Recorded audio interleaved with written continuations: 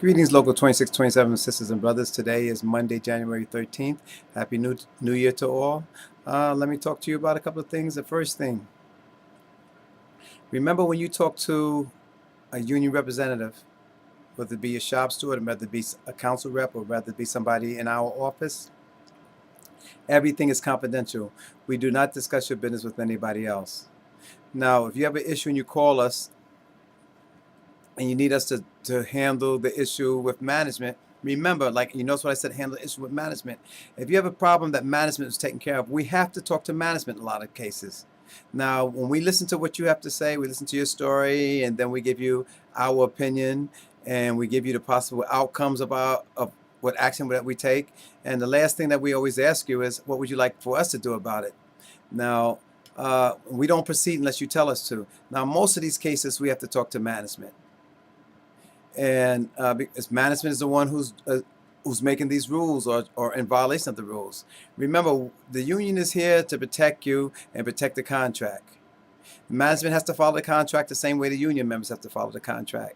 Do not be intimidated, and do not be afraid to say, well, I don't want management to know that I called the union, or how else are we going to resolve the problem? We're going to have to talk to somebody else. The problem is going to still be there.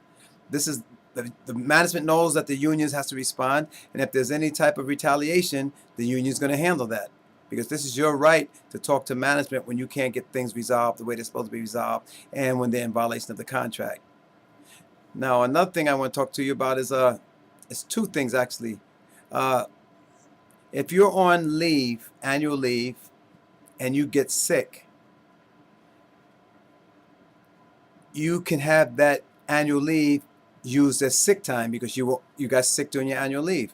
But you need to bring documentation to verify it. You need to contact your doctor or go to the doctor and get a note to prove that you were actually sick during your annual leave. So you'll get sick time credit and not use your annual leave for this. This is important. You have to have documentation. Now, could management just take your word for it? Yes, they can. Will they take your word for it? I doubt it. So you need to have a note to prove that you were actually sick, so they could take it out of your sick leave bank and not out of your annual leave bank. Now, another thing which a member called this morning, because people had scheduled annual leave days and people had scheduled sick leave days, and then there was a snowstorm. Now, these days were scheduled prior to the snowstorm. Now, during the snowstorm, some of the agencies gave people a day off, or they closed down, and they gave people credit for being there, nothing out of their leave banks. Well, after I talked to a couple of people in research today to discuss this, the response to the shop steward at the site, it seems to be that there's a personal services bulletin that was covered for the last snowstorm that we had, the 2011 snowstorm, and this is addressed. Now, I can get a copy of this, and when I do get a copy, I'm going to forward it if anybody has any questions about it.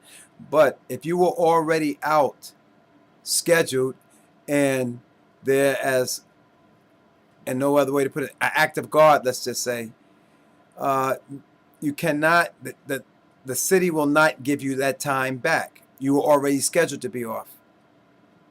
Now, unless I hear something different, this is the last word, and I'm trying to get documentation on this to verify this. But let me repeat this again. If you had your time already scheduled and something happens like a snowstorm or a flood or something like that, or a blackout,